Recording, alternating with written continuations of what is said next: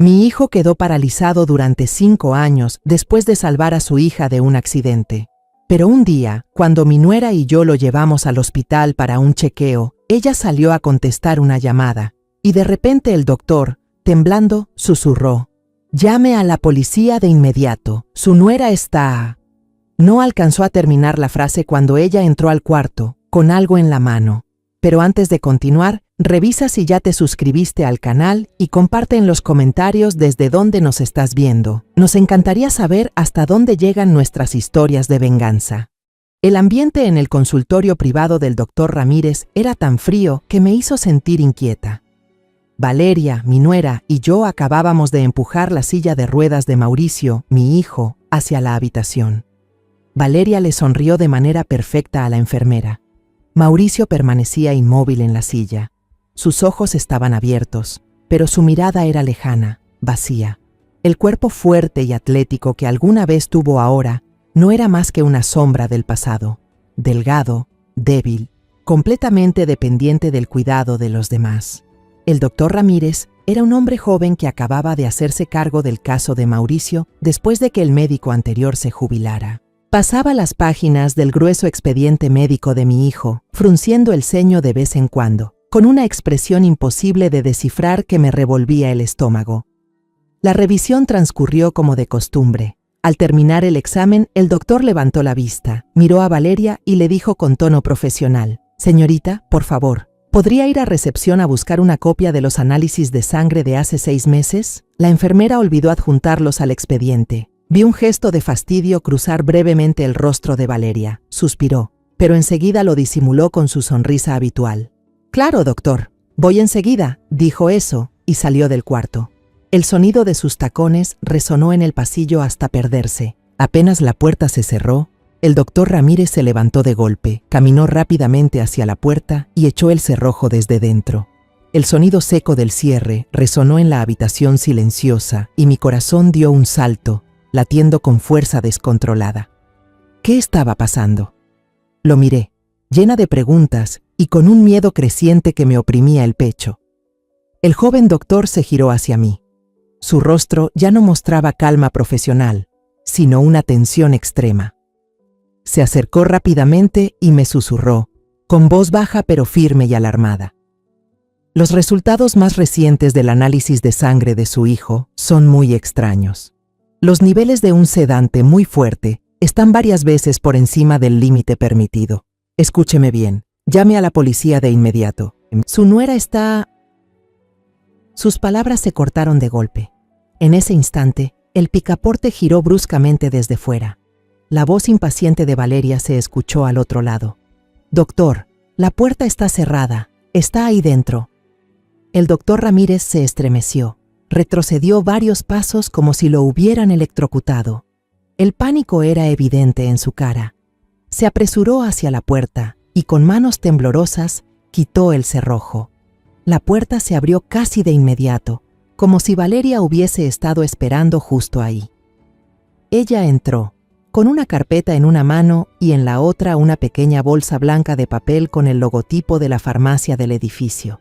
Un escalofrío me recorrió la espalda. Estaba segura de que cuando llegamos no llevaba esa bolsa. La actitud del doctor cambió de inmediato. Carraspeó, se enderezó y habló con voz fuerte y segura, escondiendo por completo su nerviosismo anterior. «Ah, disculpen, tengo la costumbre de cerrar la puerta mientras reviso los expedientes para garantizar la privacidad del paciente. Todos los indicadores de Mauricio están estables. No hay nada de qué preocuparse». Intenté mantener el rostro sereno, pero sentía mis dedos temblar sobre el borde de la silla de ruedas de mi hijo. Respiré hondo, tratando de contener el temblor de mi voz, y pregunté lo más naturalmente posible: «¿Qué bolsa es esa, hija?». Valeria sonrió, una sonrisa tan brillante que casi cegaba. Levantó la bolsa y la agitó levemente. «Ah, nada, mamá». Me sentía un poco cansada y le pedí al doctor que me recetara unas vitaminas. Últimamente, con tanto cuidar a Mauricio, he estado sin dormir, muy estresada. Como para confirmar sus palabras, el doctor Ramírez asintió con la cabeza. Él le entregó a Valeria una receta ya firmada en la que se indicaba claramente el nombre de un complejo vitamínico y un somnífero común. Durante todo el proceso, él evitó mirarme a los ojos. Su mirada se desvió, como si temiera que un solo vistazo pudiera revelar el horrible secreto que acababa de insinuar. Miré la receta y luego la bolsa de papel. El instinto de madre, afilado por años de preocupaciones y desvelos, me gritaba que algo estaba terriblemente mal. Lo que había dentro de esa bolsa, sin duda, no eran vitaminas. De camino a casa, Valeria estaba extrañamente alegre. Puso una canción latina animada. Marcaba el ritmo con los dedos sobre el volante y tarareaba la melodía. Ese sonido me perforaba los oídos como veneno. Su alegría fingida contrastaba de manera cruel con la imagen de mi hijo sentado inmóvil a su lado. Las palabras del doctor Ramírez seguían resonando en mi mente, mezclándose con la música, formando una sinfonía caótica y aterradora. Mi mente se perdió, viajando hacia una tarde soleada de hace 5 años, la tarde que cambió nuestras vidas para siempre. En ese entonces, yo estaba en mi cocina, inundada por la cálida luz del atardecer. El olor del ajo y el romero friéndose en aceite de oliva llenaba el aire, mezclándose con el aroma del cordero asado que chispeaba en el horno. Era el platillo favorito de Mauricio, y cada vez que venía a cenar, yo se lo preparaba. Mis manos se movían con destreza mientras hacía la ensalada, llena de una felicidad sencilla. En pocos minutos, toda la familia estaría reunida. Las risas de Mauricio y la vocecita de mi nieta Emilia volverían a llenar la casa. Justo en ese momento sonó el teléfono. Era Mauricio. «Mamá, soy yo». La voz de mi hijo sonaba cálida y llena de alegría. «Ya voy camino a tu casa. Estoy a unas cuadras. También compré el pan de centeno que te gusta». Sonreí, sintiendo una calidez profunda en el pecho. «Qué bien, hijo.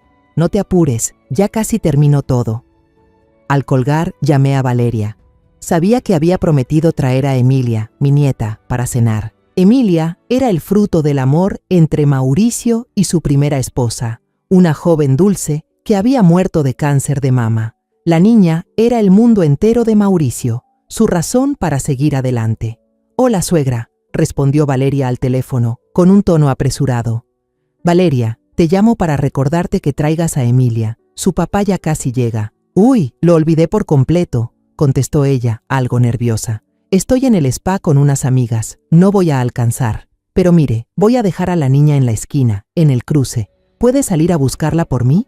Estoy con mucha prisa. Ni siquiera tuve tiempo de protestar, de decirle lo peligroso que era dejar sola a una niña de 5 años en una esquina tan transitada, porque Valeria ya había colgado. Una incomodidad me recorrió el cuerpo, pero me tranquilicé pensando que eran solo unos pasos hasta la esquina. Miré por la ventana de la cocina, justo cuando el auto plateado de Mauricio se detenía frente a la casa. Mi corazón se llenó de alegría, pero esa alegría se congeló al instante. Al otro lado de la calle, vi la pequeña silueta de Emilia parada sola en la acera, abrazando con fuerza una muñeca de trapo. La niña miraba alrededor, confundida. Cuando vio el coche de su padre, sus ojos se iluminaron. Gritó con entusiasmo, su voz pura y llena de amor atravesando el cristal. «¡Papá!». Y sin pensarlo un segundo, corrió hacia la calle. Todo sucedió como una película en cámara lenta, asfixiante. Un fuerte bocinazo de un camión resonó, desesperado y ensordecedor. Desde la esquina, un camión de carga azul, enorme como un monstruo de acero, se acercaba a una velocidad aterradora. Solo alcancé a soltar un grito ahogado, un alarido que se quedó atorado en mi garganta, seco e impotente. Mauricio, mi hijo, que acababa de bajar del auto, ni siquiera tuvo tiempo de notar que yo lo miraba. El instinto de un padre, de un héroe, superó cualquier pensamiento. Sin un segundo de duda, mi hijo se lanzó como una flecha. Con toda la fuerza de su cuerpo robusto, empujó con violencia a Emilia hacia la acera, justo antes de que el camión pasara. Un estruendo agudo y terrible rompió la tranquilidad de la tarde. Vi el cuerpo de mi hijo salir despedido por los aires, girar sin control y caer con fuerza sobre el asfalto caliente. Las bolsas de víveres que acababa de comprar se esparcieron por todas partes. Una caja de leche se rompió y el líquido blanco se mezcló con la sangre que se extendía cada vez más bajo su cuerpo. En el hospital, Valeria fue la última en llegar. Entró corriendo a la sala de emergencias, con la ropa impecable, impregnada del fuerte aroma a citronela de su spa, el rostro perfectamente maquillado, sin una sola mancha. En cuanto vio a Mauricio tendido inmóvil en la cama, cubierto de cables y máquinas, soltó un grito desgarrador y se desplomó en el suelo. «Fue mi culpa, Dios mío, todo es por mi culpa». Lloraba y se retorcía, repitiendo sus lamentos una y otra vez. Se arrastró hasta la cama, tomó la mano inerte de Mauricio y juró entre lágrimas que lo cuidaría por el resto de su vida. Aquella escena fue tan perfecta que por un momento casi creí en su dolor. Pero luego, en medio del caos, cuando el médico anciano salió del quirófano con el rostro cansado y anunció que el estado de Mauricio era crítico, vi algo. Un instante fugaz, pero que se grabó en mi memoria para siempre. Valeria dejó de llorar. Levantó la vista hacia el médico y por un segundo, cuando creyó que nadie la observaba, su rostro quedó vacío. Sus ojos estaban fríos, sin una pizca de tristeza, sin un atisbo de preocupación. Solo una calma inquietante, como la superficie helada de un lago en invierno. En cuanto notó mi mirada fija sobre ella, su expresión cambió al instante. El sufrimiento y la desesperación regresaron, aún más intensos que antes, pero ya era tarde. Yo lo había visto. La semilla de la duda germinó en ese preciso momento, al encontrarme con los ojos vacíos de Valeria en el hospital. Una semana después del accidente, cuando Mauricio fue trasladado del área de cuidados intensivos a casa, supe que no podía dejarlo solo. Metí algunas mudas de ropa en una maleta y dejé mi tranquila casa para mudarme con ellos. Valeria me recibió en la puerta con una sonrisa radiante y un abrazo apretado. «Qué alivio tenerte aquí, mamá, ahora podremos compartir la carga», dijo con una voz tan dulce como la miel. Pero sus actos contaban otra historia. La habitación que me asignó era la de invitados, al final del pasillo, lo más lejos posible del dormitorio de Mauricio. Una disposición calculada, un mensaje silencioso que me recordaba que yo era solo una invitada en la casa de mi propio hijo y que había límites que no debía cruzar. Por fuera, Valeria parecía la esposa perfecta. Todas las mañanas se levantaba antes del amanecer, moviéndose con sigilo en la cocina para preparar el desayuno de Mauricio. El olor del arroz con leche me despertaba cada día, pero había algo en lo que nunca me dejaba participar: preparar sus medicinas. En cada comida, Valeria sacaba cuidadosamente los blísteres de pastillas de distintos colores. Molía cada una con un pequeño mortero de porcelana hasta convertirlas en polvo fino en un cuenco aparte, y luego las mezclaba en la papilla. El sonido constante del mortero y la mano se volvió una melodía inquietante dentro de la casa. Una vez, al verla cansada, le dije: «Déjame ayudarte a moler las medicinas, tú ve a descansar un rato». Valeria enseguida agitó la mano, con una sonrisa un poco tensa. «No, mamá, ya me acostumbré a hacerlo. Las medicinas de Mauricio son muy complicadas. Hay muchas, y si usted se equivoca con la dosis, sería un problema». Habló con suavidad, pero su mensaje era claro. Ese era su territorio, y yo no debía meterme. El fisioterapeuta venía 3 veces por semana. Frente a él, Valeria siempre se mostraba atenta y dulce. Le tomaba la mano a Mauricio y le susurraba palabras tiernas.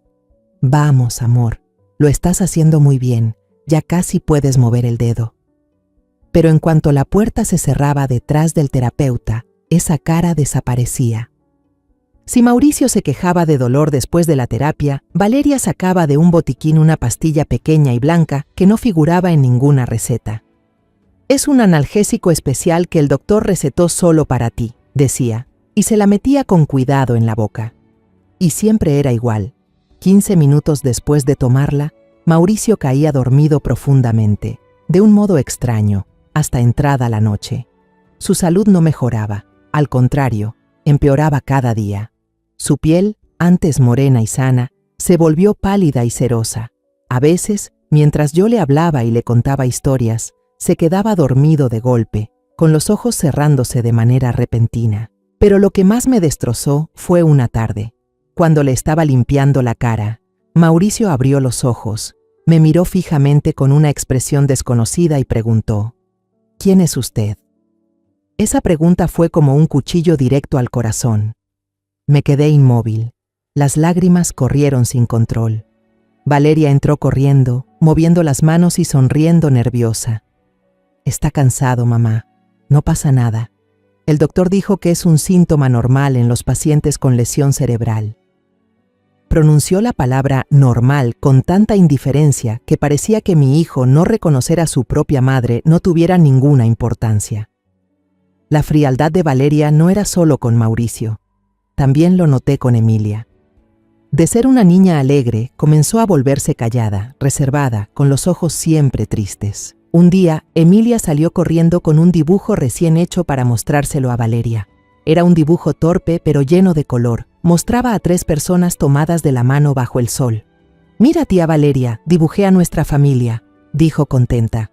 Valeria apenas lo miró y comentó con desgano: «Muy bonito», antes de darle la espalda y decirle: «Ve a tu cuarto a ordenar tus juguetes». Esa noche, al sacar la basura, el corazón se me encogió al ver el dibujo de Emilia, símbolo de su inocente esperanza, hecho una bola en el fondo del bote. Luego, el dinero empezó a ser un problema. Valeria se quejaba constantemente del costo de las medicinas, los pañales y los equipos médicos de Mauricio, diciendo que todo era carísimo. Empezó a pedirme dinero de mis pequeños ahorros de jubilación, siempre con cara de sufrimiento. «Perdón, mamá, pero es por Mauricio». Una mañana, el repartidor trajo una gran caja de suministros médicos. Valeria firmó rápidamente, pagó con un fajo de billetes y llevó la caja al sótano, cerrando con llave. Pero fue descuidada. Una factura del envío se deslizó por debajo de la puerta sin que ella lo notara. Por curiosidad, la recogí. Era la factura de esa misma caja, pero el monto era solo la mitad de lo que Valeria me había dicho la noche anterior que necesitaba para pagar. Sostuve el papel con las manos temblorosas y me senté en la sala a esperar a Valeria. Cuando salió, le mostré la factura. «Valeria, ¿puedes explicarme esto?» El rostro de Valeria mostró un instante de confusión. Sus ojos se movieron nerviosos, buscando una salida. Pero enseguida recuperó la calma y esbozó una sonrisa forzada. «Ah, seguro que metieron una factura vieja por error, mamá. Mire, la fecha ni se ve bien. No se preocupe, yo llevo las cuentas con mucho cuidado». Dicho eso, me arrebató la factura de las manos y la rompió en pedacitos justo frente a mí, como si quisiera borrar cualquier prueba de su culpa. Esa noche no pude dormir. Los fragmentos dispersos comenzaron a encajar en mi cabeza. La mirada fría en el hospital, el control obsesivo de los medicamentos, la misteriosa pastilla blanca, el deterioro constante de Mauricio, el cuadro tirado a la basura y ahora la mentira sobre el dinero. Encendí la televisión sin pensar, esperando que el ruido ahuyentara los pensamientos oscuros. Justo en ese momento, un noticiero transmitía un reportaje sobre un caso de la viuda negra, una mujer que había envenenado lentamente a su esposo para quedarse con su fortuna. Cuando la cámara mostró de cerca el rostro de aquella mujer, su sonrisa se superpuso en mi mente con la sonrisa dulce de Valeria. Un escalofrío recorrió mi espalda. Esa noche apenas dormí, acostada en la cama, escuchando cada sonido de la casa. A la mañana siguiente, hice un esfuerzo enorme por parecer tranquila. Bajé a la cocina mientras Valeria preparaba el desayuno. El mismo olor a avena de siempre y el sonido del mortero resonaban en el aire. Fingí buscar algo en mi bolso. «¡Ay, qué barbaridad!», exclamé con voz de fastidio. «Dejé mis lentes en el consultorio del doctor Ramírez. Sin ellos no veo nada, Valeria». Ocupada mezclando un polvo blanco en el tazón de avena de Mauricio, apenas levantó la vista. «¿Ah, sí? Entonces vaya por ellos, pero vuelva pronto que Emilia llegará del colegio y hay que hacerle de comer». Habló con total naturalidad, sin una pizca de sospecha. Para ella, yo no era más que una vieja distraída. Esa confianza fue mi oportunidad. Salí de casa apresurada, pero en vez de subir al 3er piso donde estaba el consultorio, me metí en un rincón del pasillo del 1er piso y, temblando, saqué el teléfono. Busqué el número privado del doctor Ramírez en la tarjeta que me había dado el día anterior. Mi corazón latía con fuerza mientras sonaban los tonos. «Habla Ramírez». Su voz sonaba profesional, aunque un poco cautelosa. Respiré hondo y traté de mantener la voz firme. Doctor, soy la madre del paciente Mauricio Vargas. Yo quería preguntarle más sobre los efectos secundarios del medicamento que mencionó ayer. Acentué esas palabras, esperando que entendiera mi insinuación. Hubo un silencio de unos segundos. Pude escuchar cómo inhalaba lentamente. Entiendo. ¿Dónde está usted? En el vestíbulo del hospital. Vaya al café La Parroquia, frente al hospital. En 15 minutos estaré allí. Colgó. El café estaba lleno y ruidoso, con aroma a café tostado y pan dulce flotando en el aire. Elegí una mesa apartada, desde donde podía observar la entrada. Exactamente 15 minutos después, el doctor Ramírez entró. Se había quitado la bata blanca y vestía una camisa sencilla. Parecía menos tenso, pero sus ojos seguían reflejando preocupación. Me vio enseguida y se sentó frente a mí. Sin rodeos, sacó su teléfono, abrió un archivo y me lo mostró. Estos son los resultados del análisis toxicológico de la sangre de su hijo. Fijé la mirada en la pantalla. Números, fórmulas químicas y símbolos que no entendía. El doctor señaló una línea con un nombre largo y complicado, clonazepam. Su voz se volvió grave, cargada de indignación. Es un tranquilizante muy potente del grupo de las benzodiazepinas, usado normalmente para tratar convulsiones o ataques de pánico agudos. No aparece en ninguna de las recetas de su hijo, y la cantidad acumulada en su sangre, dijo él, titubeando un instante mientras me miraba directamente a los ojos, es tan alta que podría poner en riesgo su vida. Si se sigue administrando esa dosis por un tiempo prolongado, provocará insuficiencia hepática, insuficiencia renal irreversible, daño cerebral permanente y, al final una parada respiratoria mientras duerme. Cada palabra suya cayó sobre mí como un golpe seco. Sentí que el cuerpo entero se me helaba. La taza de café que tenía entre las manos comenzó a temblar. El líquido se derramó sobre el plato de porcelana. Todo a mi alrededor se volvió borroso, y solo quedaron la voz del doctor y la verdad espantosa que acababa de revelar. Mi nuera no solo estaba debilitando a Mauricio, lo estaba matando, poco a poco, frente a mis ojos. El doctor Ramírez se inclinó hacia adelante y tomó mis manos temblorosas entre las suyas. Sus palmas estaban cálidas, transmitiéndome un poco de fuerza. Señora Sofía, dijo con voz urgente, esto ya no es un asunto médico, es un caso penal. Tiene que llamar a la policía, ahora mismo.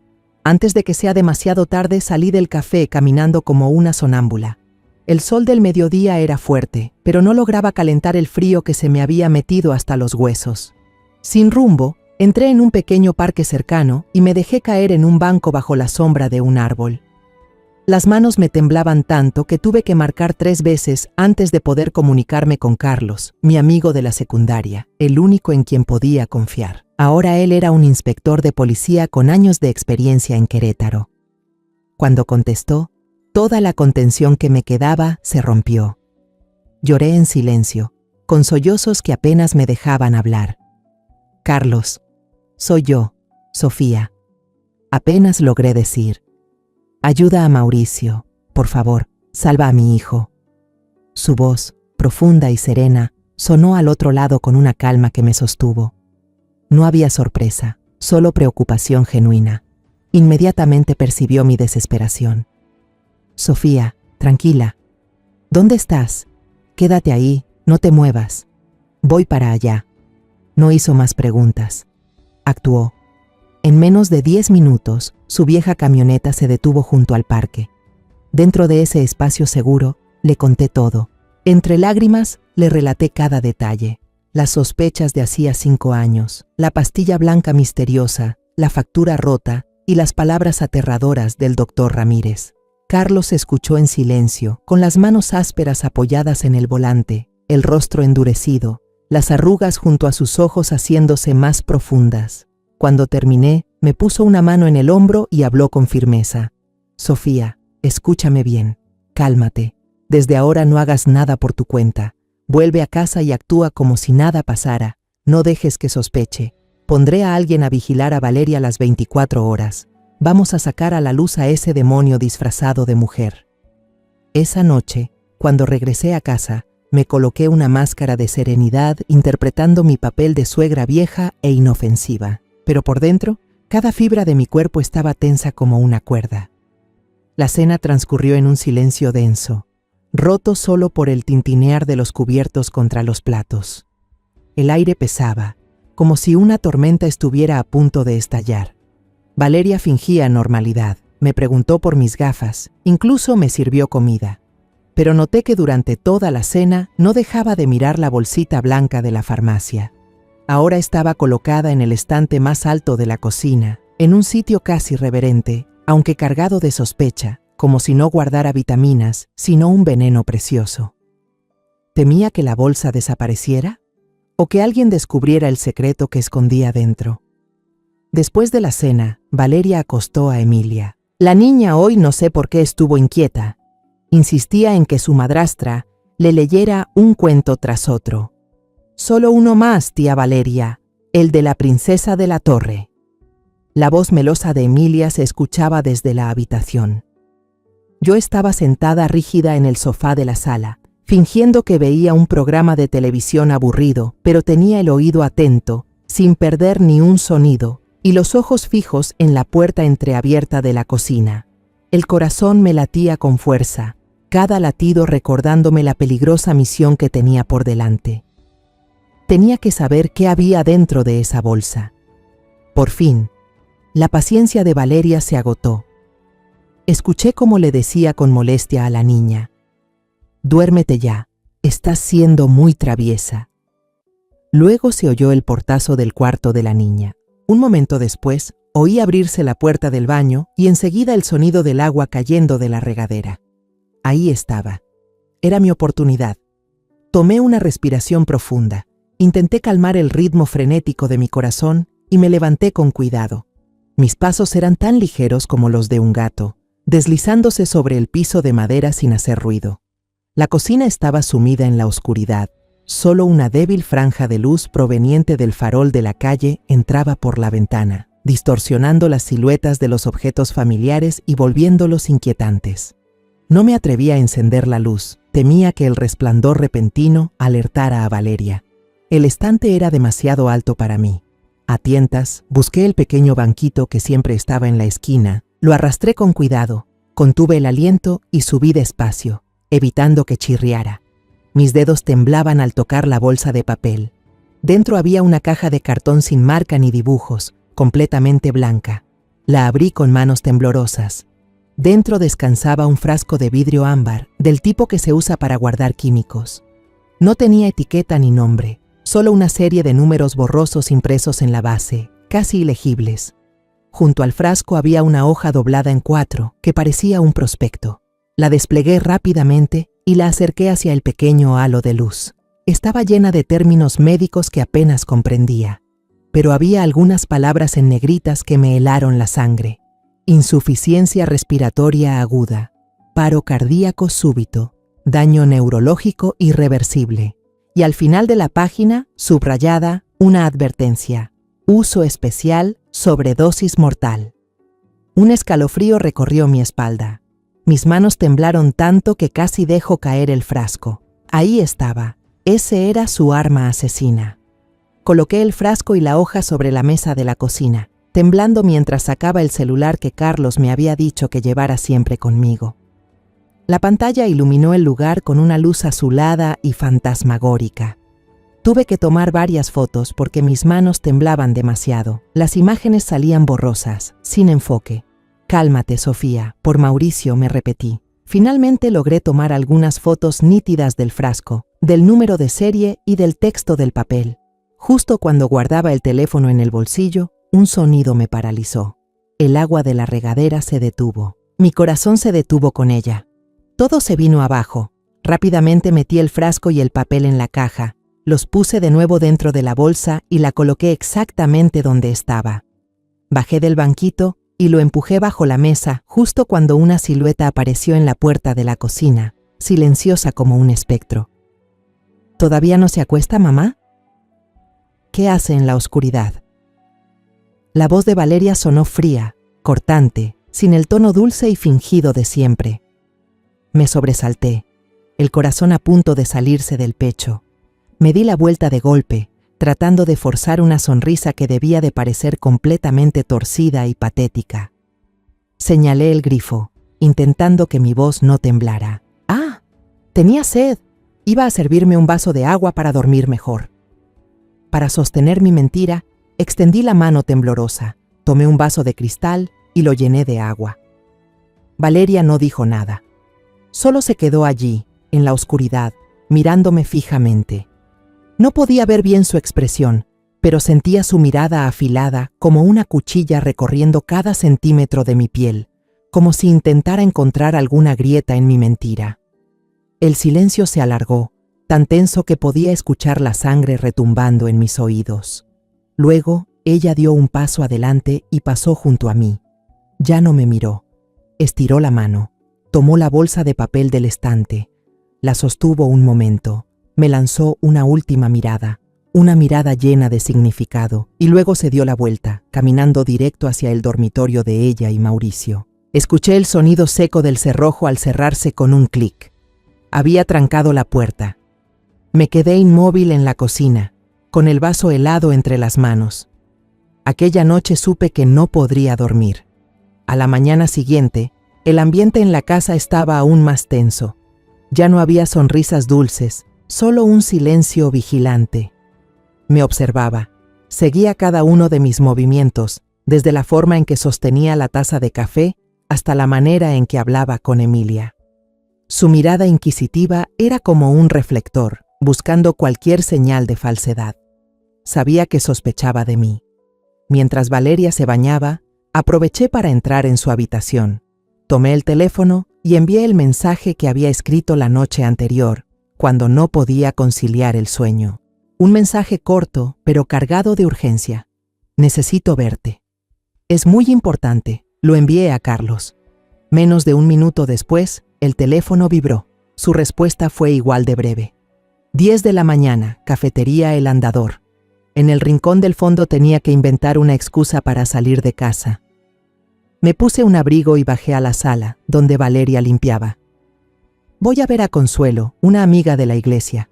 Hace mucho que no la veo. Me ha estado llamando, dije, intentando sonar natural. Valeria detuvo lo que hacía y me miró. Sus ojos se entrecerraron. ¿Una amiga? No recuerdo haber oído que hablaras de ella. El corazón me dio un vuelco, pero ya tenía la respuesta preparada. Ay, hija, tengo muchas amigas. No podrías conocerlas a todas. Ella acaba de regresar a la ciudad. Sonreí, esperando que la sonrisa pareciera amable e inofensiva. No tardaré. De paso pasaré por la iglesia a rezar un poco por Mauricio.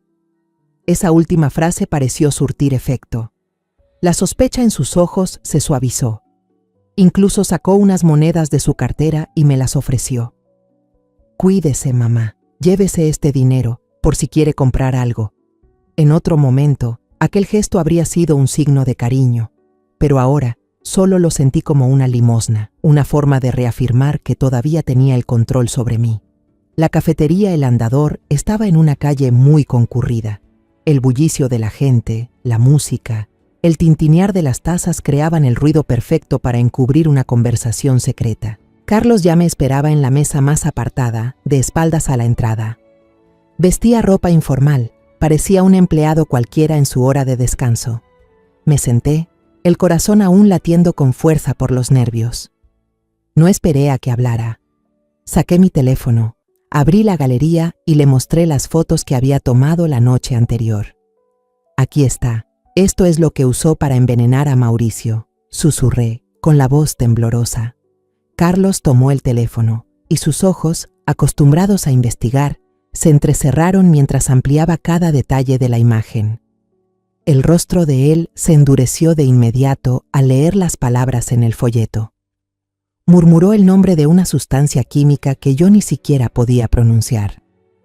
Conozco este compuesto, dijo con voz grave y firme, dejando el teléfono sobre la mesa. Propofol. Está en la lista de medicamentos de control especial. Normalmente solo se usa en hospitales para anestesia general. Una persona común no puede conseguirlo sin un permiso especial, a menos que provenga de un canal ilegal. Yo, temblando, le conté todo lo que había ocurrido la noche anterior. Desde el momento en que me colé en la cocina a oscuras, el terror que sentí al leer esas palabras mortales, hasta el tenso enfrentamiento con Valeria y la mirada afilada como una navaja que me lanzó. Carlos escuchó en silencio, tamborileando los dedos sobre la mesa, sin apartar la vista de mí ni un segundo. Cuando terminé de hablar, asintió. Estas fotos son muy importantes, Sofía. Son una prueba poderosa, pero aún son pruebas indirectas. Ella puede negarlo, decir que la medicina pertenece a otra persona o que la estás difamando. Para incriminar a alguien tan astuto, debemos atraparla en el acto. Se inclinó hacia adelante y bajó la voz. A partir de ahora, el plan será el siguiente. Debemos actuar con rapidez y con extrema cautela. Trazó un plan de 3 pasos, claro y preciso, como una operación militar. Primero tú, Sofía. Tu papel es el más importante y también el más peligroso. Debes guardar absoluto secreto y comportarte como si nada hubiera cambiado. Observa cada uno de los movimientos de Valeria. Pon especial atención en cómo prepara las medicinas y en su rutina diaria. Tienes que convertirte en nuestros ojos dentro de esa casa. Segundo, el doctor Ramírez. En cuanto salga de aquí, me pondré en contacto con él oficialmente como inspector de policía. Su testimonio, junto con los resultados del análisis de sangre de Mauricio, nos dará la base legal para solicitar una orden de vigilancia y una orden de cateo urgente del tribunal. Y por último, yo iniciaré una investigación encubierta sobre todo lo relacionado con Valeria, sus finanzas, relaciones y antecedentes personales. Revisaremos cada cuenta bancaria, cada transacción con tarjeta de crédito, cada deuda que tenga. Personas como ella, dijo Carlos, con una mirada gélida. Siempre actúan por dinero. Descubriremos su motivo. Antes de que me marchara, Carlos sacó algo de su bolsillo. Era un bolígrafo negro, aparentemente normal. Es una grabadora oculta, explicó. Si dice algo sospechoso, si admite cualquier cosa, aunque sea mínima, presiona este pequeño botón en la parte superior del bolígrafo. Pero solo úsalo si estás completamente segura de que todo es seguro. Puede ser un arma de doble filo. Esa tarde, mientras preparaba la cena, mi teléfono vibró con un número desconocido. Corrí al baño y contesté. ¿Hola? ¿La señora Sofía? Soy Ramírez. La voz del doctor sonó baja y apresurada. El inspector Carlos ya se comunicó conmigo. Le entregué todos los documentos necesarios. También vi la foto que le envió. Tal como sospechaba. Es Propofol, un anestésico muy potente utilizado en cirugía. Usarlo todos los días en pequeñas dosis, aunque no cause la muerte inmediata, destruye lentamente el sistema nervioso central. Es como un envenenamiento gradual. Debe tener muchísimo cuidado. Esa noche, al sentarme a la mesa, me sentí como una actriz interpretando el papel más importante de su vida. Observé a Valeria darle de comer papilla a Mauricio. Y entonces lo vi. La muchacha sacó sigilosamente del bolsillo de su delantal un frasco sin etiqueta, tomó un gotero de vidrio, absorbió un poco del líquido transparente y con movimientos rápidos vertió unas gotas en el tazón de mi hijo antes de revolverlo bien. Todo sucedió ante mis ojos, a tan solo un brazo de distancia.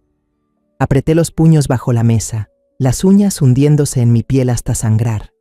Tuve que morderme los labios para no gritar. Me tragué las lágrimas, me tragué también la rabia que hervía por dentro y sonreí, una sonrisa que estoy segura debía verse espantosa. Desde aquella noche, cada comida se convirtió en una tortura mental. Tenía que sonreír, fingir que todo estaba bien mientras veía con mis propios ojos a mi nuera echar veneno en la comida de mi hijo.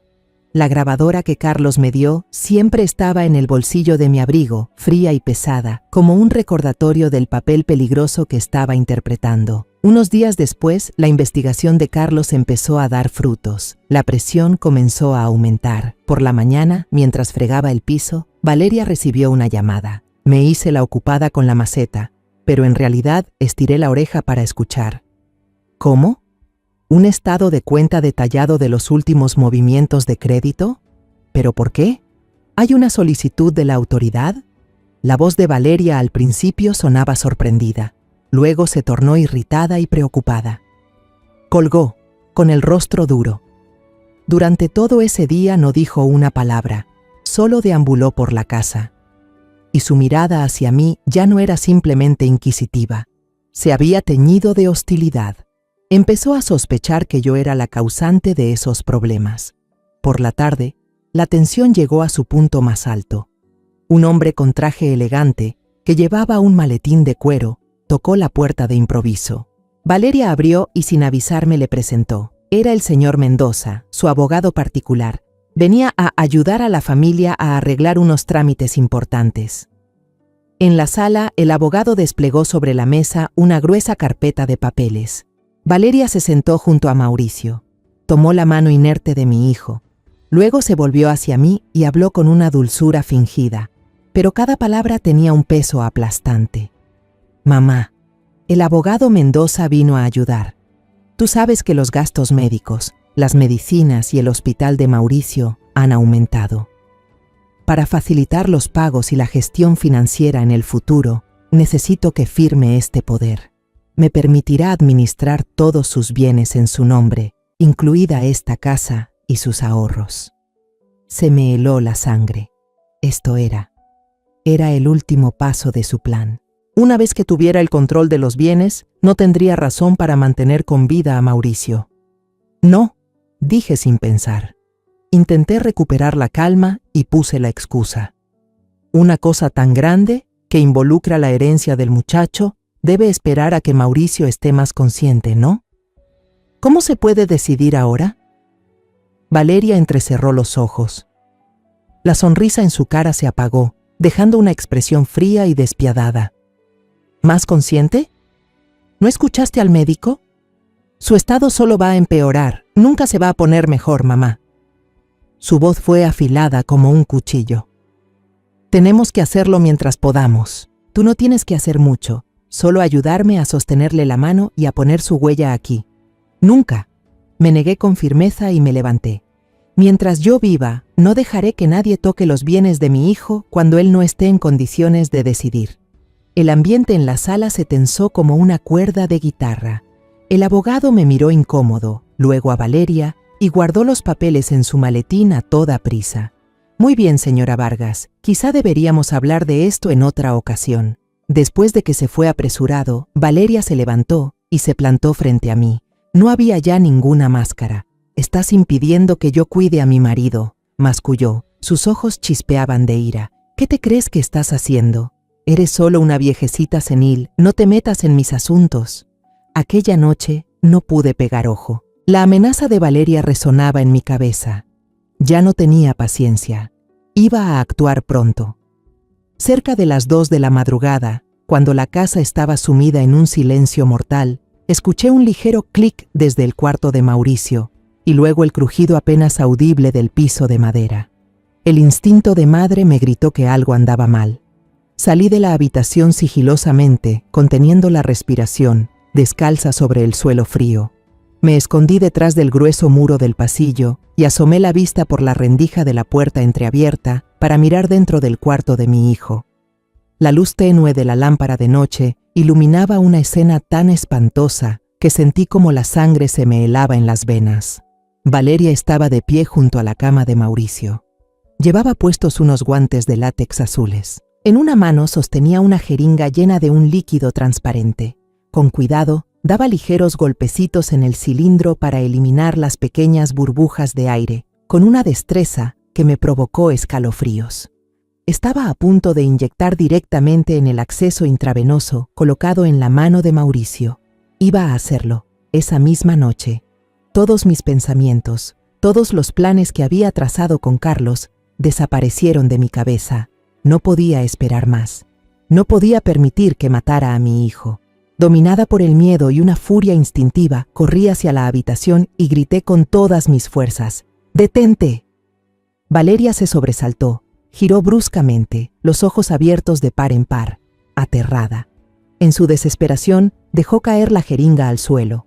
El cilindro se rompió y el líquido transparente se derramó, formando un pequeño charco sobre el piso de madera. Mi grito también hizo que Mauricio despertara sobresaltado. Abrió los ojos y miró la escena con desconcierto. Pero en cuestión de un segundo, el demonio dentro de Valeria despertó. El pánico desapareció, dando paso a la rabia y a una malicia astuta. Me miró con furia y de pronto estalló en un llanto desgarrador, gritando con voz dolida, interpretando su papel a la perfección. «Mamá, ¿qué le está haciendo a Mauricio? ¡Ayuda! ¡Vecinos! Mi suegra quiere matar a su propio hijo». Señaló la jeringa rota y el charco en el suelo, gritando entre sollozos y fingida desesperación. Ella quería inyectarle veneno a mi esposo. La sorprendí justo a tiempo. «Ayuda, por favor». Su voz resonó por todo el vecindario tranquilo. Las puertas comenzaron a abrirse y varios vecinos, aún en pijama, corrieron hacia nuestra casa. Se quedaron paralizados al ver la escena. Yo, inmóvil y pálida como un fantasma. Valeria, llorando desconsolada junto a la cama, pareciendo una víctima indefensa. Y Mauricio, mi hijo, mirándome con miedo y confusión, sin entender nada. La trampa se había cerrado, pero no sobre Valeria, sobre mí. Ante todos, yo era ahora la culpable. Una suegra cruel intentando matar a su propio hijo. Apenas pude balbucear. No es lo que parece. Pero mis palabras se perdieron entre los sollozos teatrales de Valeria. No tuve más remedio que retroceder y decirles a los vecinos que todo era un malentendido familiar, rogándoles que regresaran a sus casas. Pero en el fondo sabía que me habían acorralado. Cuando el último vecino se marchó, lanzándome una mirada cargada de sospecha, Valeria se volvió hacia mí con una sonrisa triunfante. «¿Lo ve, vieja?», susurró con veneno. Nadie le cree. Ahora todos piensan que está loca, que es una suegra desequilibrada que quiere matar a su hijo. Será mejor que cierre la boca y deje de meterse en mis asuntos. Dicho eso, se dio la vuelta y se marchó, dejándome sola en la sala, envuelta en una sensación de derrota y desesperanza. Pero aquella desesperación solo duró unos segundos. Miré hacia la habitación donde yacía Mauricio, con los ojos aún llenos de miedo. No podía rendirme. No ahora. Aprovechando que Valeria estaba ocupada limpiando la escena que acababa de montar, corrí al baño y cerré la puerta con llave. Con las manos temblorosas, marqué el número de Carlos. «Carlos, todo salió mal», sollocé al teléfono, hablando en un susurro lleno de angustia. Ella cambió el juego. Me acusó de intento de asesinato. Ahora todos creen que yo... «Sofía, escúchame con calma». La voz de Carlos resonó, firme y llena de autoridad, cortando en seco mi pánico. Ella ya actuó, se acorraló a sí misma. Esto no es una derrota, es nuestra oportunidad. Escucha bien, Sofía. Mañana terminaremos con todo esto. Carlos me explicó su plan, paso a paso. Un plan audaz, arriesgado, pero era el único camino que nos quedaba. A la mañana siguiente, me desperté con una determinación de hierro. Bajé las escaleras fingiendo estar agotada, devastada por el shock de la noche anterior. Valeria me miró con una mezcla de lástima y triunfo. Justo en ese momento, según el plan de Carlos, sonó el teléfono fijo de la casa. Descolgué el auricular, fingí escuchar por un momento y luego hablé en voz alta, lo suficiente para que Valeria, que estaba en la cocina, pudiera oírme con claridad. ¿Cómo dice? ¿Tengo que ir a la estación de policía para dar una declaración adicional sobre el accidente de tráfico de la semana pasada? ¡Qué molestia! Está bien, ya entendí. Iré enseguida. Colgué el teléfono con un suspiro resignado. Me puse el abrigo apresuradamente y le dije a Valeria: «Tengo que ir un rato a la estación de policía, probablemente no vuelva hasta el mediodía. Quédate en casa y cuida bien de Mauricio». Valeria asintió con una sonrisa satisfecha que cruzó fugazmente su rostro. En sus ojos brilló un destello de triunfo que esta vez ni siquiera intentó ocultar. «Sí, mamá, vaya tranquila, yo me encargo de todo». Ella pensaba que había logrado deshacerse de mí, el último obstáculo. Pero en realidad, no iba a ninguna estación de policía. Salí directamente de la casa, caminando rápido hacia el final de la calle, donde la vieja camioneta de Carlos estaba estacionada discretamente bajo un árbol grande. Abrí la puerta y me metí adentro. Dentro no solo estaba Carlos, sino también un conjunto de pequeñas pantallas que mostraban imágenes desde distintos ángulos. Todas estaban conectadas a una microcámara que Carlos, en medio del caos de la noche anterior, había hecho instalar por un colega que se hizo pasar por vecino. La cámara estaba perfectamente escondida dentro del ojo de un viejo oso de peluche que Emilia siempre dejaba en el estante. Observaba la pantalla conteniendo el aliento. Mi corazón latía con fuerza. Tal como Carlos había predicho, la autosuficiencia de Valeria la había hecho bajar la guardia. Apenas 5 minutos después de mi salida, comenzó a actuar. Las imágenes mostraban a Valeria entrando en la habitación de Mauricio, cerrando la puerta con llave desde dentro. Corrió las cortinas, dejando la habitación sumida en una luz tenue, enfermiza. Luego sacó de su bolso un frasco de vidrio marrón, muy familiar, y una jeringa nueva. Ya no se escondía. Actuaba con calma, con frialdad, como una enfermera cumpliendo su rutina diaria. Extrajo una dosis del líquido transparente en la jeringa. La vi acercarse al oído de Mauricio, que dormía profundamente bajo el efecto del sedante de la noche anterior. Sus labios se movieron, susurrando algo. Aunque no podía oír, la sonrisa cruel y satisfecha en su rostro me permitió imaginar la maldad de sus palabras. Quizás algo como «ya casi termina mi carga» o «despídete, inútil». Luego tomó la jeringa y se acercó a la vía intravenosa conectada al brazo de mi hijo. Mi corazón se detuvo. Me tapé la boca para no gritar. Las lágrimas me nublaron la vista. Carlos me puso una mano firme en el hombro. «Solo un poco más, Sofía. Hay que atraparla en el acto». En el instante en que la aguja tocó la conexión plástica del suero, lista para inyectar el veneno letal en la vena de mi hijo, Carlos agarró el transmisor y gritó con voz de mando: «¡Ahora!». No esperé ni un segundo más. Salté del coche y corrí desesperada hacia la casa. Al mismo tiempo, 2 policías de civil salieron de un callejón cercano, cerrándole el paso por detrás. Derribé la puerta, sin preocuparme por las sandalias. Subí las escaleras a toda velocidad, gritando con toda la furia contenida: «Valeria, ¿qué estás haciendo?». Al oírme, Valeria se sobresaltó. Se giró de golpe, el rostro pálido de terror. No podía creer que hubiera vuelto. Nerviosa, intentó sacar la jeringa del suero para deshacerse de la evidencia. Pero ya era demasiado tarde. La puerta del cuarto se abrió de un golpe cuando los policías entraron. Valeria quedó paralizada, con la jeringa aún conectada a la vía intravenosa de Mauricio. La habían atrapado en el acto. Todo había quedado grabado. Su rostro, antes hermoso, ahora estaba desfigurado por el horror, la ira y la derrota. Sabiendo que ya no podía negar nada, su máscara de esposa devota se hizo pedazos. La verdadera Valeria salió a la luz. Gritó como una loca, con una voz tan aguda que sonaba como metal raspando: «Sí, fui yo. Ese pedazo de basura debería haber muerto hace años. Él es mi maldita carga». Me señaló con el dedo, los ojos inyectados de sangre. «Todo es culpa tuya, vieja metiche. Si no te hubieras metido, todo ya habría terminado». Su confesión fría y despiadada quedó grabada por completo por la cámara oculta y el micrófono de la policía. Ya no escuché nada más. Todo se volvió un zumbido en mis oídos.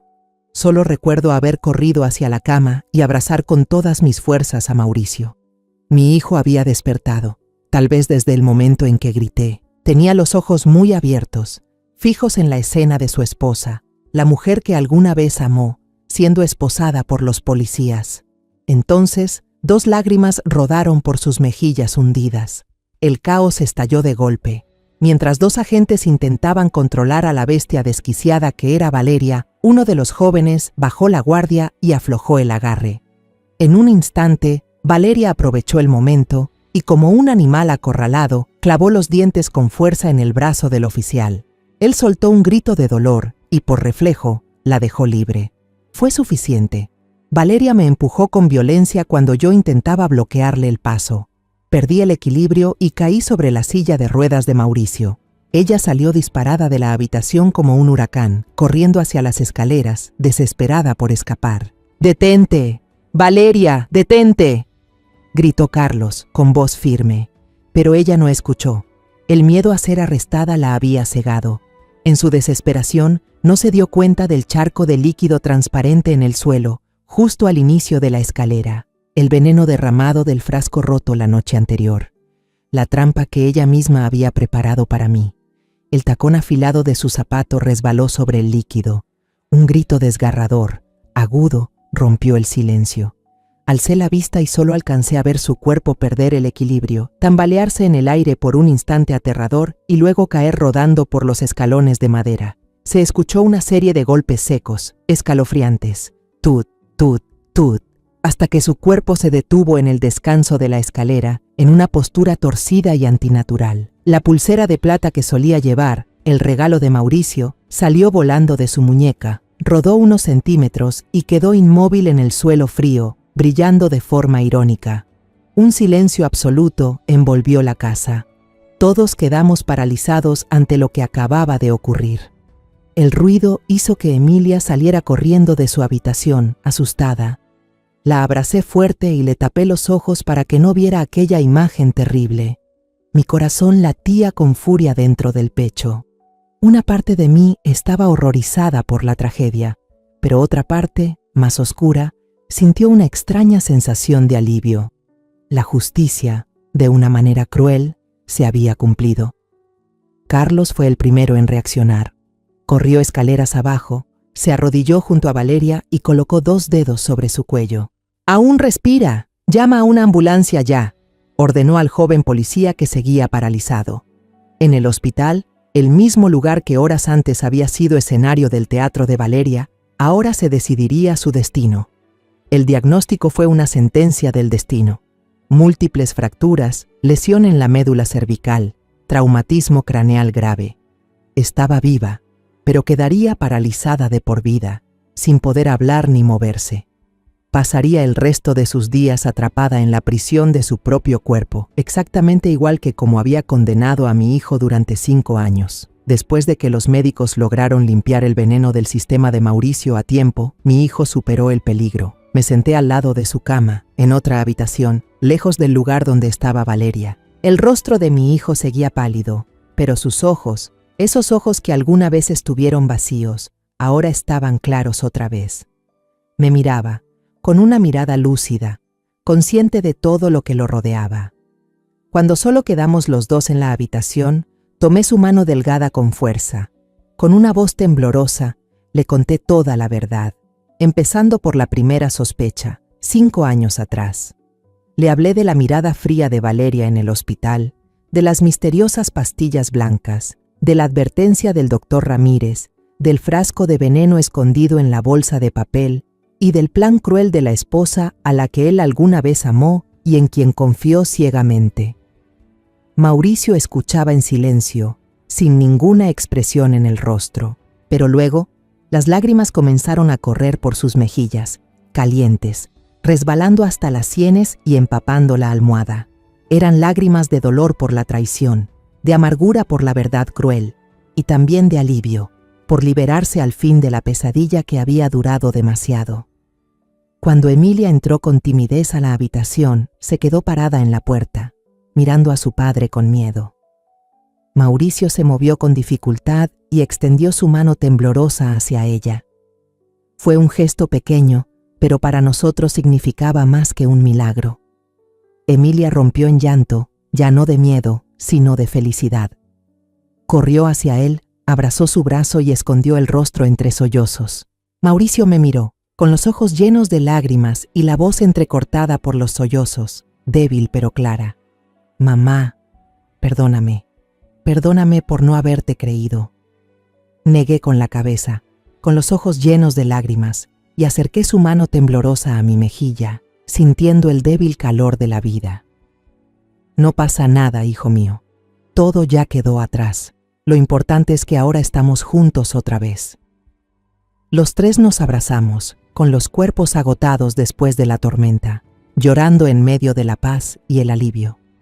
La luz dorada del atardecer atravesaba la ventana, cálida y suave, como una promesa de un nuevo comienzo, un futuro que reconstruiríamos juntos desde las cenizas. 6 meses pasaron, lentos, como un río de deshielo después de un invierno interminable, llevándose las heridas y limpiando los recuerdos del horror. Poco a poco, la vida de mi familia volvió a encontrar su rumbo, como un árbol destrozado por la tormenta que empieza a sacar nuevos brotes. Valeria, un nombre que apenas mencionábamos, fue condenada en ausencia por intento de homicidio y fraude. El destino la encerró en su propio cuerpo, bajo estricta vigilancia médica en un hospital de seguridad para criminales. Todos los bienes de Mauricio, los mismos que ella había intentado robar con tantas artimañas, fueron devueltos intactos. Pero lo más valioso que recuperamos no fue el dinero, sino la vida y la esperanza. La eliminación total del veneno de su cuerpo liberó su mente y su cuerpo. Aunque las sesiones de fisioterapia eran dolorosas, Mauricio nunca se quejó. Se aferró con una determinación férrea, con la voluntad de quien recibe una segunda oportunidad de vivir. Aunque todavía debía usar una silla de ruedas, ya podía mover los brazos, sostener una cuchara y hablar con una voz cada vez más clara y firme. Y lo más hermoso de todo, la sonrisa, esa que había desaparecido de su rostro tanto tiempo que casi había olvidado cómo era, había vuelto. Radiante y cálida. Nuestra casa ya no estaba envuelta en la atmósfera sombría y sofocante de la mentira y el miedo. En su lugar, estaba llena de los sonidos de la vida. Es la risa cristalina de Emilia mientras juega en el jardín, la música clásica suave que a Mauricio le encanta y que suena desde el viejo altavoz, y el aroma del cordero asado, de los platillos que cocino en la cocina, el olor del amor y de la unión familiar. Cada fin de semana, saco a padre e hija a pasear, para respirar aire fresco, para recordar que el mundo allá afuera sigue siendo hermoso y vale la pena vivirlo. Hoy fuimos al Parque Alameda Hidalgo, el corazón verde de la ciudad de Querétaro. Empujo la silla de ruedas de Mauricio por debajo de los árboles de jacaranda que están en plena floración. Las flores moradas caen suavemente al suelo, formando una alfombra delicada. Emilia corre delante de nosotros, con un helado de fresa en la mano, su cabello ondeando con el viento. De vez en cuando, corre de regreso, se pone de puntitas y con cuidado le da a su padre una cucharadita de helado. Mauricio sonríe, abre la boca y finge hacer una mueca por el frío, lo que hace que la niña suelte una risa traviesa. Mauricio levanta la vista hacia las ramas, donde los rayos del sol se filtran entre las hojas y bailan sobre el rostro de su hija. Respira hondo, llenando el pecho de aire, y luego se gira hacia mí con los ojos brillando de alegría pura. «Mamá», dice con emoción, «nunca había visto el cielo tan bonito y tan azul como hoy». Entendí lo que quería decir. Durante 5 años, el cielo que él veía no era más que un gris espeso de desesperanza, una neblina de veneno. Ahora por fin podía ver el azul de la esperanza. Nos detenemos junto a una gran fuente, donde el agua brilla bajo el sol. Emilia se sube al regazo de su padre. Habla sin parar sobre la excursión escolar de la semana pasada, sobre cómo vio a una ardilla saltar de rama en rama y cómo un pájaro le robó el sándwich a su compañera. Mauricio la escucha con paciencia, los ojos llenos de ternura, de vez en cuando acariciando su cabello suave. Ese lazo sagrado entre padre e hija, que parecía haberse perdido, ahora arde más fuerte que nunca. Me siento en el banco de al lado, mirando en silencio ese instante tan simple y tan valioso. Mis lágrimas vuelven a brotar, pero esta vez no son de dolor ni de miedo, sino de una felicidad completa. Hemos atravesado la tormenta, hemos visto lo peor de la maldad y la traición, pero al final, el amor de familia, la fortaleza de mi hijo y quizás el coraje un poco imprudente de una madre, vencieron a todo. Pongo suavemente mi mano sobre el hombro de mi hijo y lo aprieto con cariño. Mauricio gira la cabeza, extiende su mano, ya más firme, y toma la mía. No dice nada, solo me sonríe. Esa sonrisa me dice que, aunque el camino por delante siga siendo difícil, aunque la recuperación aún sea larga, mientras sigamos juntos, 3 generaciones, 3 almas que sobrevivieron a la tempestad, todo estará bien. La paz no es la ausencia de tormentas, sino la calma del alma al atravesarlas. Y ahora, la paz ha vuelto realmente a nuestro pequeño hogar. La historia que acabas de escuchar ha cambiado los nombres y lugares para proteger la identidad de los involucrados. No la contamos para juzgar, sino con la esperanza de que alguien escuche y se detenga a reflexionar. ¿Cuántas madres están sufriendo en silencio dentro de su propio hogar? De verdad me pregunto, si tú estuvieras en mi lugar, ¿qué harías? ¿Elegirías callar para mantener la paz? ¿O te atreverías a enfrentarlo todo para recuperar tu voz? Quiero saber tu opinión, porque cada historia puede convertirse en una vela que ilumine el camino de otro. Dios siempre bendice, y estoy convencida de que el valor nos llevará hacia días mejores. En este momento, en la pantalla final, dejaré 2 de las historias más queridas del canal. Estoy segura de que te sorprenderán. Gracias por quedarte conmigo hasta este instante.